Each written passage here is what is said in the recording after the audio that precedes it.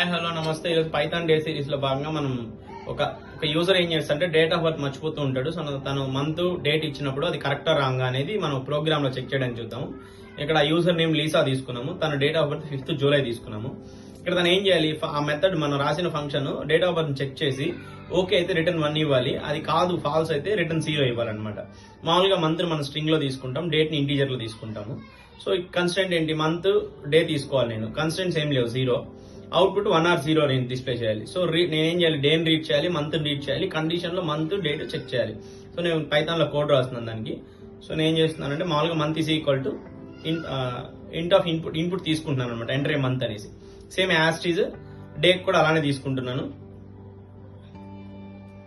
తీసుకొని జస్ట్ ఇప్పుడు సింపుల్ గా కండిషన్ తీసుకొని ఇఫ్ లో మంత్ ని డేట్ ని అన్ కండిషన్ లో పెట్టి చెక్ చేస్తున్నాను అనమాట.